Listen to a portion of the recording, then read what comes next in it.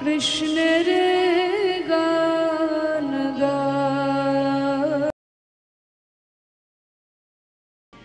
এইবার যখন প্রাণ গোবিন্দ ধেনুবৎসগণ সঙ্গে নিয়ে ফিরছেন, হ্যাঁ, যখন গোচারণ থেকে ফিরছেন, ঘরে ফিরে আসছেন, সেই দিন কিন্তু দাদা বলরাম গোচারণে যায়নি।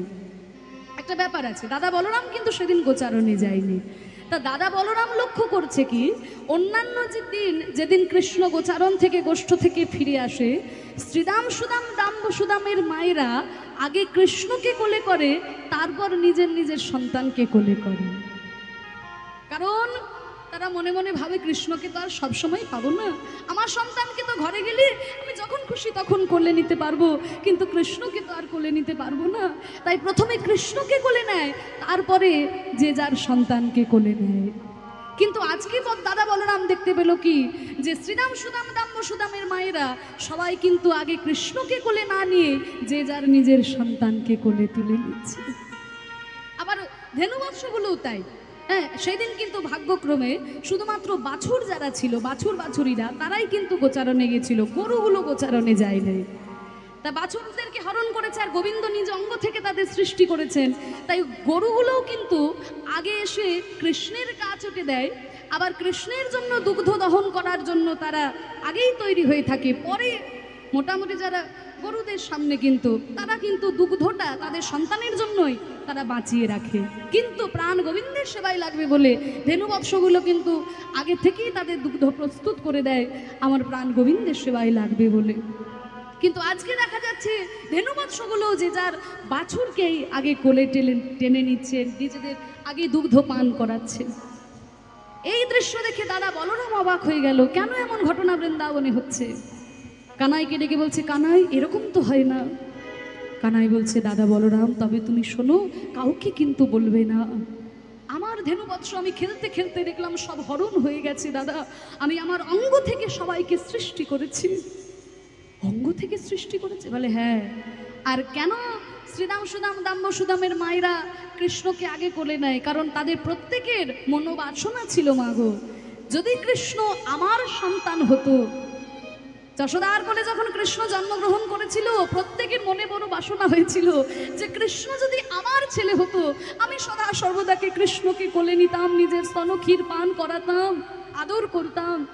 কিন্তু আর পরের ছেলেকে কোলে নিয়ে তা সবসময় দুগ্ধ পান করানো যায় না, একটা লজ্জা কাজ করে। হ্যাঁ, তাই কৃষ্ণ যদি আমাদের ছেলে হতো, নিজের ছেলে হতো, তাহলে তাকে দুগ্ধ পান করাতাম, তাকে আদর করতাম, তাকে যত্ন করতাম।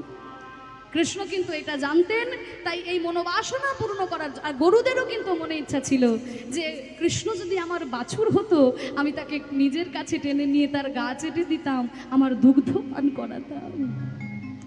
তাই আজকে ওই বাছুরিগুলো কিন্তু গোবিন্দ, যেহেতু গোবিন্দ নিজ অঙ্গ থেকে সৃষ্টি করেছে, তাই সবাই যে যার সন্তানকে আজকে কোলে নিচ্ছে। এমনটা করে 1 বছর পেরিয়ে গেল, 1টা বছর পেরিয়ে গেল বাবা। ব্রহ্মা কিন্তু দেখেনি 1 বছর পেরিয়ে গেছে। 1 বছর পরে ব্রহ্মা মনে মনে চিন্তা করছে, কি হলো, এখনো বৃন্দাবনে তো দেখে আসি কেমন লীলা ভগবান শ্রীকৃষ্ণ করছেন, তিনি নাকি ভগবান বলে নিজেকে দাবি করে। তা যখন ব্রহ্মা এলো বৃন্দাবনে, দেখে অবাক হয়ে গেল, দেখে যেমন ব্রজ তেমন আছে, যেমন ব্রজ তেমন আছে,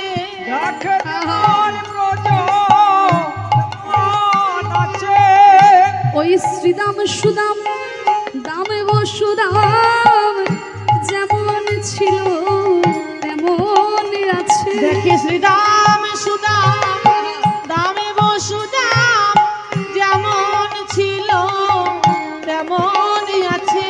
কি আমি তো শ্রীদাম সুদাম দাম্ব সুদাম আদি সখাগণ এবং ধেনুবৎসগণ সকলকে হরণ করেছিলাম, তাহলে তাহলে বৃন্দাবনে এই ধেনুবৎসগণ সখাগণ কেমন করে এলো?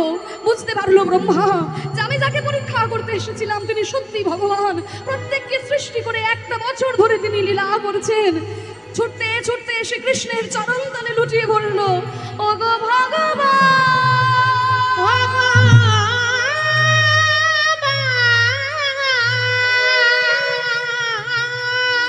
আমায় তুমি ক্ষমা করো, ক্ষমা করো।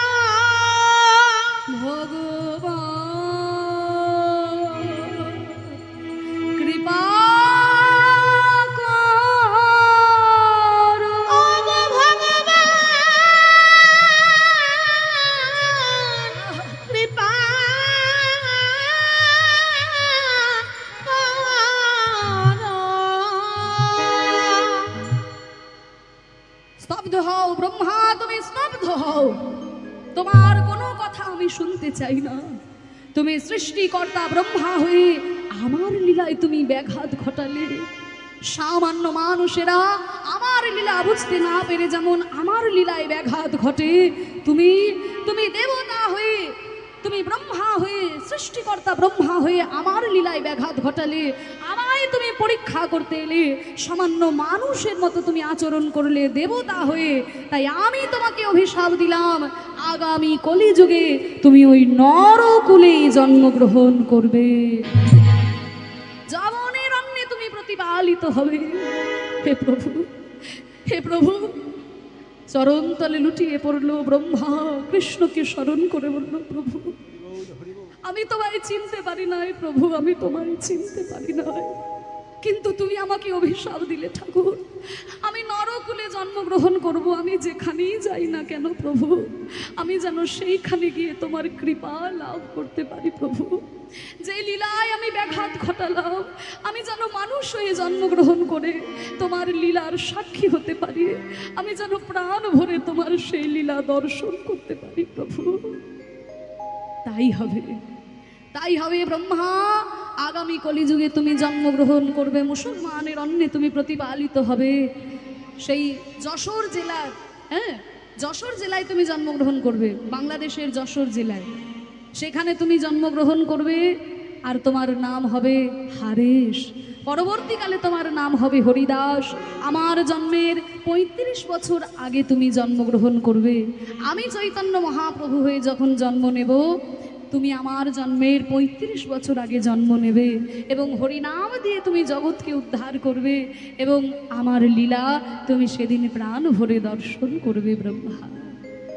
তা সেই সৃষ্টিকর্তা ব্রহ্মা জন্মগ্রহণ করলো কোথায় না যশোর জেলায়, বর্তমান খুলনা জেলায়। আগে কিন্তু যশোর জেলা, আগে তো আর বাংলাদেশ আর আমাদের পশ্চিমবঙ্গ বলে আলাদা কোনো ভাগাভাগি ছিল না। এখন দুর্ভাগ্যজনক ভাগাভাগির ফলে আমরা এই বাংলাদেশ, ভারতবর্ষ, পশ্চিমবঙ্গ আলাদা আলাদা নামগুলো শুনতে পাচ্ছি, কিন্তু পুরোটাই একটা ছিল বাংলা। তখন পূর্ব বাংলা, পশ্চিম বাংলা পুরোটাই বাংলা। কিন্তু আমাদের দুর্ভাগ্য, কি বলবো, যে দুঃখজনক ভাগাভাগি আমাদের করা হয়েছে, কিন্তু আমরা যেন মনে প্রাণে এক থাকি। যে ঘটনা কিছুদিন আগেই বাংলাদেশে ঘটে যাচ্ছে বাবা, এটা দেখে আমাদের হৃদয়টা বিদারিত হয়ে যাচ্ছে। যে মহাপ্রভুর যে জন্মস্থান সেই সিলেটে পর্যন্ত, তারপরে কত কত জায়গায় আমাদের সনাতন ধর্মাবলম্বী যারা রয়েছেন তাদের উপরে কত অত্যাচার করা হলো এবং ধর্মীয় যে মন্দির সেগুলো পর্যন্ত ভেঙে গুড়িয়ে দেওয়া হচ্ছে। এমনকি ইস্কনের জগন্নাথ মন্দিরে পর্যন্ত জগন্নাথের মূর্তিগুলো দেখলে পরে দু চোখে একদম অশ্রু বাড়ি ধারায় অঙ্গ ভেসে যায়। তা এইগুলো তো দুর্ভাগ্যজনক ভাগাভাগির ফলে। আমাদের বাংলা তো ভাগাভাগির জায়গা নয়, কারণ চৈতন্য মহাপ্রভু আমাদেরকে এক সূত্রে বেঁধে দিয়েছিলেন। কিন্তু আমরা যদি এইভাবে রেশারেশি মানুষের মধ্যে এইভাবে চলতে থাকে, তাহলে আমাদের সনাতন ধর্মাবলম্বী মানুষদের পক্ষে বড় কষ্টকর এবং আমাদেরকে একজোট অবশ্যই হতে হবে।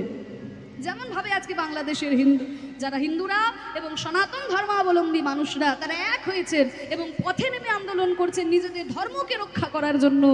আজকে আমরাও যারা পশ্চিমবঙ্গে রয়েছি বা বিভিন্ন জায়গায় যারা আমরা সনাতন ধর্মাবলম্বী যারা রয়েছি, আমরাও যেন এক হয়ে থাকি, আমরা যেন সব সময় এক হয়ে থাকি, নিজেদের মধ্যে যেন আমরা কখনো দ্বন্দ্ব করব না। আমরা এক হয়ে সবাই এক প্রাণ নিয়ে আমরা লড়বো, যাতে আমাদের সনাতন ধর্মকে আমরা মহাপ্রভুর দেওয়া যে পথ সেই পথ আমরা অবলম্বন করব। কারণ আমরা যেমন প্রেমের ভাষা, মহাপ্রভু যেমন প্রেমের ভাষা দিয়েছেন, মহাপ্রভু কিন্তু আন্দোলনও করেছিলেন, তার ভাব আন্দোলন। চৈতন্য মহাপ্রভু যেমন প্রেম দান করেছেন, তেমনি চাঁদ কাজীকে উদ্ধার করার সময় যখন তিনি গেলেন, তার অত্যাচারে যখন মানুষ অতিষ্ঠ হয়ে গেছিল, তখন কিন্তু মহাপ্রভু সেই ভয়ঙ্কর নরসিংহ মূর্তিও ধারণ করেছিলেন। তাহলে যখন দুষ্ট আসবে তাকে বিনাশ করার জন্য একজোট হয়ে আমাদেরকে সেই ভয়ঙ্কর রূপেই দাঁড়াতে হবে। কিন্তু যখন ভগবান আমরা সবাই মিলে অন্যান্য সময় প্রেম দিয়ে জগৎকে আমরা সবাইকে এক করে নেব, আপন করে নেব, কিন্তু শত্রু বা অধর্ম এলে পরে সেখানে অবশ্যই আমাদের রুখে দাঁড়াতে হবে। সেটা চৈতন্য মহাপ্রভু আমাদেরকে শিখিয়েছে। তাই বাংলা আমাদের ভাগাভাগির জায়গা নয়। আমরাও বাংলাদেশের মানুষও যেন আমাদেরকে গ্রহণ করে এবং আমরাও যেন তাদেরকে গ্রহণ করি, এইটা যদি তারা ভুলে যায়, কারণ আমাদের অনেক সংস্কৃতি সেইখানে রয়েছে।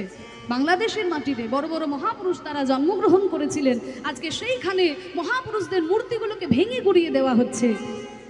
এটা কিন্তু কাম্য নয়, কারণ যেই ধর্মাবলম্বী হোক না কেন, মহাপুরুষ কিন্তু কোনো ধর্মকে কখনো ছোট করে না, এবং তারা বাণী যেগুলো প্রচার করেছে সেগুলো সমস্ত মানুষের জন্য। তাই সেগুলোকে ভুলে যাওয়া আমাদের মানব জাতির পক্ষে, বাঙালি বা মানব জাতি যেদিন নিজের সংস্কৃতিকে ভুলে যাবে, তাহলে তার মতো অকৃতজ্ঞ জাতি আর কেউ হবে না। তাই ঈশ্বরের শ্রীচরণে প্রার্থনা যেন এই রেষারেষি খুব তাড়াতাড়ি দূর হয়ে যায়, আমরা যেন সবাই এক হয়ে যেতে পারি, এক প্রাণ নিয়ে নিজের আরাধ্য ভগবানের ঈশ্বরের সাধনা করতে পারি প্রভুর কাছে, সেই প্রার্থনা। নিতাই গৌর প্রেমানন্দে হরি বল হরি বল, হরি বল, হরি বল। তা দেখুন, সেই যশোর জেলা, বর্তমানে খুলনা, হ্যাঁ,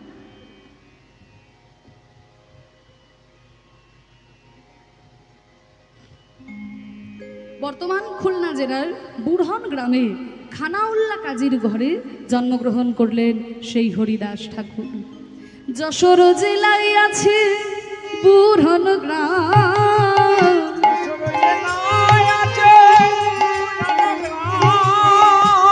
তখন যশোর জেলাটা অনেক বড় ছিল, অনেকটা বড় ছিল যশোর, হ্যাঁ। এই বনগাঁ থেকে শুরু করে সুন্দরবন, এতটা জায়গা সব কিন্তু যশোরের অন্তর্ভুক্ত ছিল। কিন্তু পরবর্তীকালে যখন বাংলাদেশ আলাদা হলো, তখন ছোট ছোট জেলা হয়ে গেছে, তাই বর্তমানে খুলনা জেলায় পড়েছে। যশোর জেলায় আছে বুড়হন গ্রাম, সেথায় হাবিবুল্লাহ কাজী বড় ভাগ্যবান,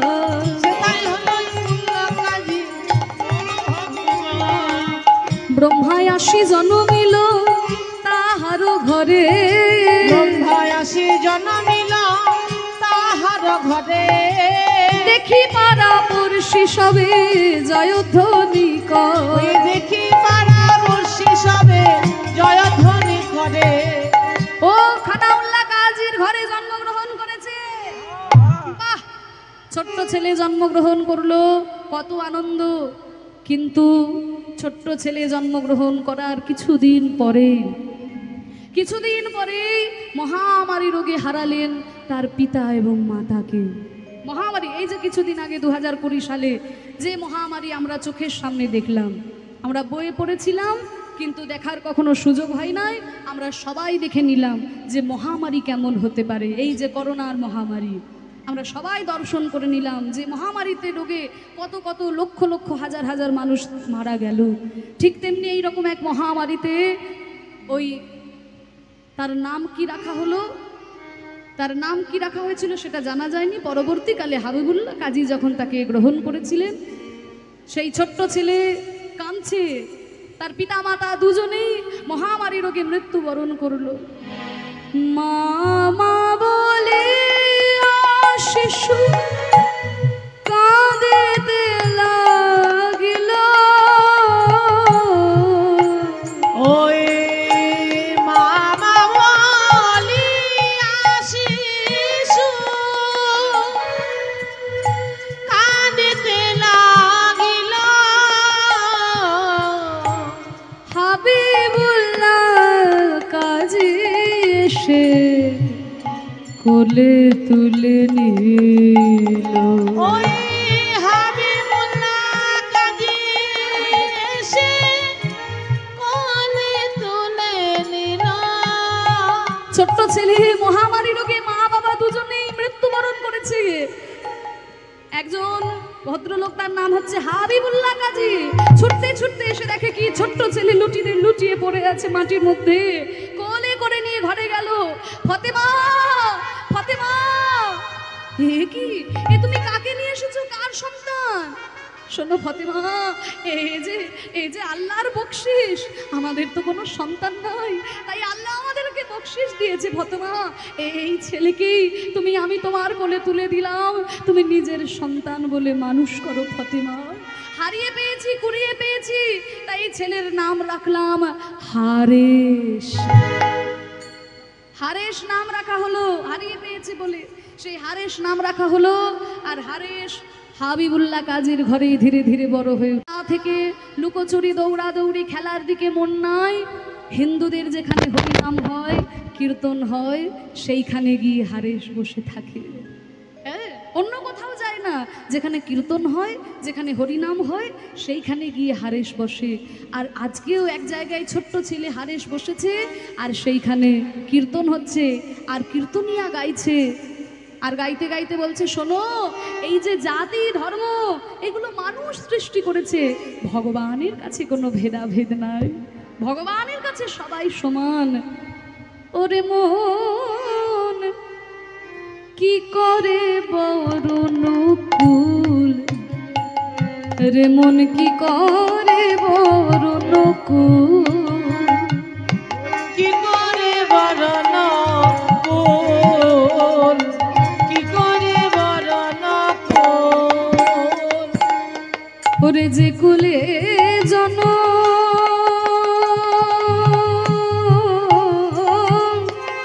যে কুলে জন হোক না কেন, যে কুলে জনম হোক না কেন, যে কুলে জনম হোক না কেন, সকলি ভক্তি মূল, রে মন কি করে বরণ কুল, রে মন কি করে বরণ কুল, রে মন কি করে বরণ কুল। বলে শোনো, জাতি ধর্ম এগুলো মানুষ সৃষ্টি করেছে, ভগবানের কাছে কোনো ভাগাভাগি নেই। কেমন ভাবে ভাগাভাগি নেই? এই দেখো, সত্যযুগ থেকে উদাহরণ দিতে শুরু করছে। প্রথমে উদাহরণ দেবে, তারপরে সিদ্ধান্ত আসবে। বলে কপিকুলে ধন্য বীর হনুমান, শ্রীরাম ভগত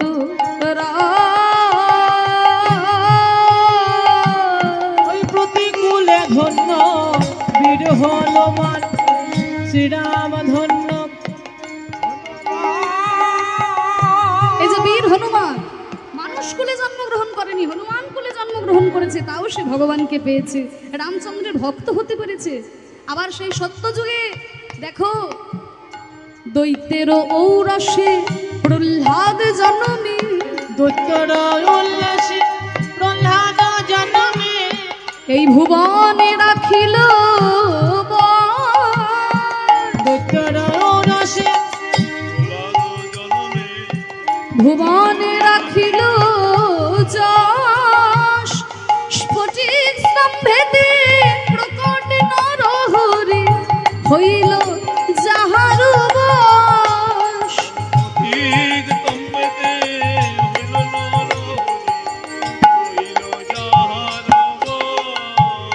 বলছে দৈত্যের ঔরসে প্রহ্লাদ জন্মী। প্রহ্লাদ, সত্যযুগে যে প্রহ্লাদ জন্মগ্রহণ করেছিল, প্রহ্লাদের বাবা ছিল হিরণ্যকশিপু, সে হচ্ছে দৈত্য, মানুষ ছিল না, দৈত্য ছিল। তা সেই দৈত্যের ঘরে জন্মগ্রহণ করলো প্রহ্লাদ, কিন্তু এমন ভাবে ভগবানকে ডাকলো যে স্ফটিক স্তম্ভ ভেদ করে। স্ফটিক স্তম্ভ মানে কি?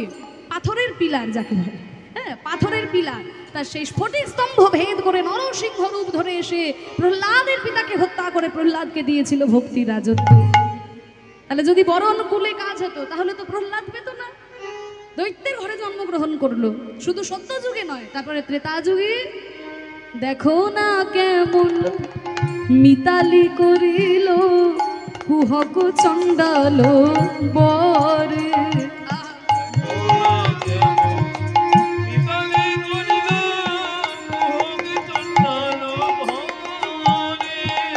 ওই বিদুরের বলো কি বাকুল ছিল, বিদুরের বলো কজন ছিল, গোবিন্দ খাইল যাহার ঘরে।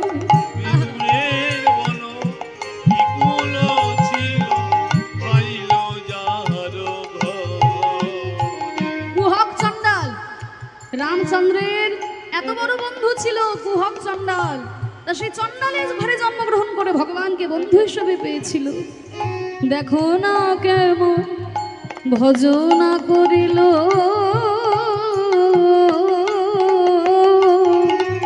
ওই গোকুলে গোপের নারী।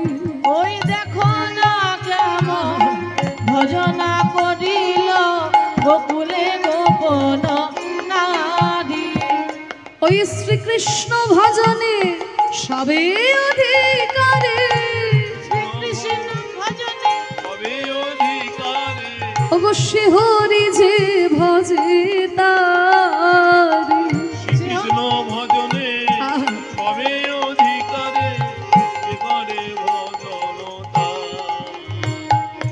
নানা জাতি কুলের কোনো বিচার নাই রে, জাতি কুলের কোনো বিচার নাই রে। তারে যে জন ডাকে তার কাছেই আসে। জাতি কুলের কোনো বিচার নাই রে, তারে যে জনে ডাকে সেরা। জাতি কুলের বিচার নাই রে।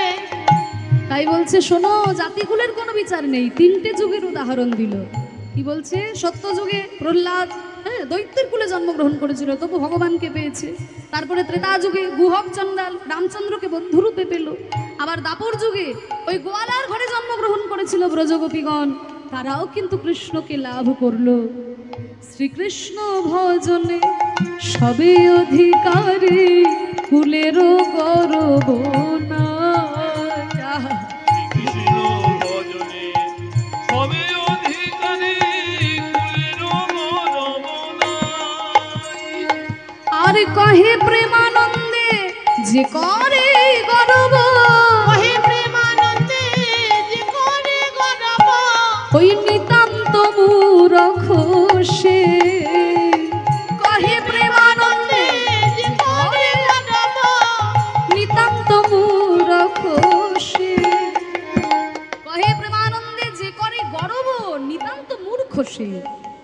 বলে এতগুলো যে উদাহরণ দেওয়া হলো, কোথাও কিন্তু ব্রাহ্মণ ক্ষত্রিয়ের কথা বলা হলো না, তাই না?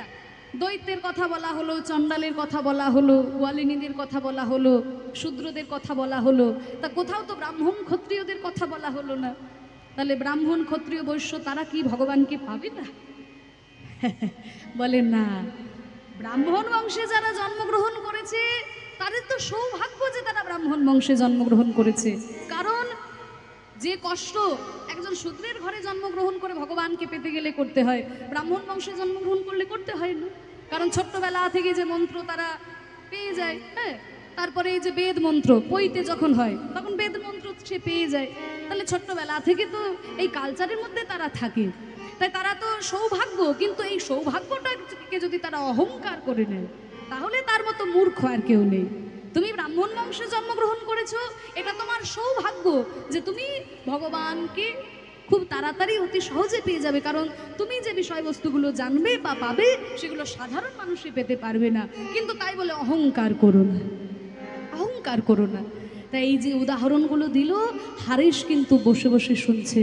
আজকে ওই কীর্তন যখন শেষ হয়ে গেল তখন ওই হারেশ কীর্তনিয়ার কাছে এসে বলছে, পণ্ডিত মশাই আপনাকে দুটো কথা জিজ্ঞাসা করব। ছোট্ট ছেলে, আমি তো দেখলাম বসে বসে অনেকক্ষণ ধরে তুমি সামনে বসে কীর্তন শুনলে, তোমার নাম কি? আমার নাম হারেশ।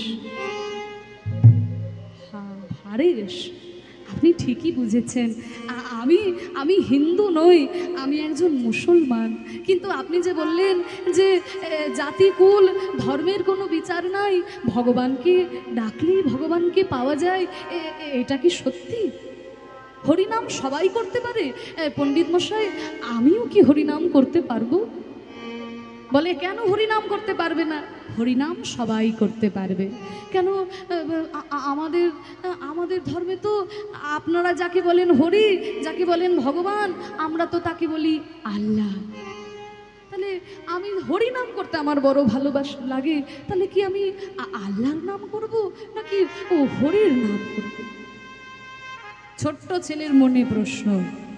এখন কীর্তনিয়া বলছে, শোনো, যিনি আল্লাহ তিনি হরি বা ভগবান, আবার তিনি গড। হ্যাঁ, একই মানুষ, একই ব্যক্তিত্ব, কিন্তু তার আলাদা না। বলে একই জিনিস? বলে হ্যাঁ একই জিনিস। বলে আপনারা বলবেন যে এটা একটা কেমন গোঁজামিল দেওয়া কথা হয়ে গেল না? বলে শোনো, গোজা মিল দেওয়া কথা নয়। রামকৃষ্ণদেব বলেছেন, জলের উদাহরণ তিনি দিয়েছেন। মনে করুন জল, যেই জল বয়ে যায়, এবার সেই জলকে যদি আপনি একটা ফ্রিজের মধ্যে রাখেন, তাহলে জলটা ঠান্ডা হতে হতে বরফ হয়ে যাবে, তাই না? ঠান্ডা হতে হতে বরফ হয়ে যাবে, বরফ হয়ে কিন্তু একটা মূর্তি ধারণ করবে। আপনি যেই পাত্রে রাখবেন, যেই পাত্রের মধ্যে রাখবেন, সেই পাত্রেরই একটা আকার ধারণ করবে। আবার সেই জলকে যদি আপনি ফোটাতে শুরু করেন আগুনে, তাহলে সেই জল ফুটতে ফুটতে ফুটতে ফুটতে জল কিন্তু বাষ্প হয়ে যাবে। বাষ্প হয়ে গিয়ে কিন্তু আকাশে মিশে যাবে, বাতাসের মধ্যে মিশে যাবে। তাহলে দেখুন, কোন ধর্মে বলছে যে ভগবান সাকার, আমাদের ধর্মে আমরা বলছি সাকার, আর মুসলমান ধর্মে তারা বলে ভগবানের কোনো আকার হয় না, তিনি হচ্ছেন নিরাকার। দুটোই কিন্তু সমানভাবে সত্য। আমাদের ধর্মে যে শুধুমাত্র আকার সাকার ভগবানের পুজো করা হয় তা কিন্তু নয়, আমাদের ধর্মেও নিরাকার ভগবানের ব্রহ্মের পুজো অনেকেই করে। কিন্তু দুটোই সমানভাবে সত্য। ভগবান যদি সাকার সেটাও যেমন সত্য, ভগবান নিরাকার সেইটাও সত্য। এই যে জলের উদাহরণটা দিলাম, একই জল যখন বরফ হয়ে যাচ্ছে তখন একটা আকার হয়ে যাচ্ছে। আপনি একটা পুতুলের খোলার মধ্যে রেখে দিলে সেটা কিন্তু বরফটা পুতুলের মতোই দেখতে লাগবে। রসগোল্লার আকার দিলে রসগোল্লার মতনই হয়ে যাবে, যেমন আকার আপনি দেবেন তেমনি আকার ধারণ করবে। কিন্তু যখনই ওই জলকেই আবার ফোটাতে শুরু করবেন, জলটা কিন্তু বাষ্প হতে হতে একদম আকাশে মিশে যাবে, আপনি কিন্তু আর দেখতেই পাবেন না, তখন সেটা নিরাকার হয়ে যাবে। তাহলে একই জল যখন বরফ হচ্ছে তখন আকার পাচ্ছে, যখন বাষ্প হয়ে যাচ্ছে তখন নিরাকার হয়ে যাচ্ছে। ঠিক তেমনি ভগবানকে যদি কেউ জ্ঞানের উত্তাপ দিয়ে পরিমাপ করতে চায়, তাহলে ভগবান তার কাছে নিরাকার। কিন্তু যদি ভগবানকে কেউ প্রেমের শীতলতা দিয়ে বাঁধতে পারে, তাহলে ভগবান তার কাছে আকার মূর্তি রূপে ধরা দেয়নি। তাই গৌর হরি বল, হরি বল, হরি বল। জ্ঞানের উত্তাপ দিয়ে যখন তাকে ধরতে চাইবেন তখন কিন্তু আপনার কাছে নিরাকার হয়ে যাবে। কিন্তু যখন প্রেমের শীতলতা দেবেন তখন আপনার কাছে সাকার রূপই ধরা দেবে। ছোট্ট ছেলে বুঝতে পেরে গেল উদারপন্থী চিন্তা ভাবনার কথা, যে যিনি গড, হ্যাঁ তিনিই আল্লাহ, তিনিই ভগবান। ওই জন্য বাংলার কবি বলেছেন না, জানিতে চাই দয়াল তোমার আসল নামটা কি, জানিতে চাই দয়াল আসল নামটা কি,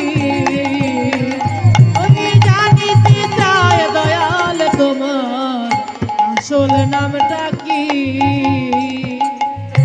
ওগো শত নামে এই ধরা ধামে, ওই শত নামে এই ধরা ধামে, আমরা কত নামে তোমায় ডাকি, জানিতে চাই দয়াল তোমার আসল নামটা কি, ওই জানিতে চাই দয়াল তোমার আসল নামটা কি। বলছে তোমার আসল নামটা কি, ভগবানের নাম কি? কেহ তোমায় বলে ভগবান,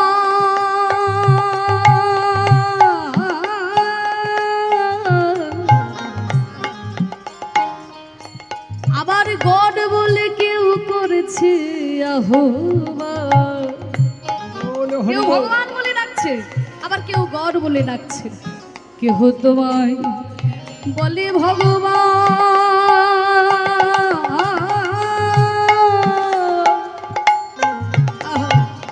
আবার গড বলে কেউ করেছে আহ্বান।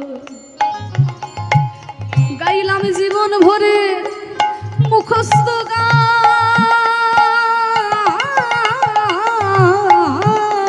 গাইলাম জীবন ভরে মুখস্থ গান, আমি গাইলাম জীবন ভরে মুখস্থ গান, যেন বলি শিখানো টিয়া পাখি, জানিতে চাই দয়াল তোমার আসল নামটা কি।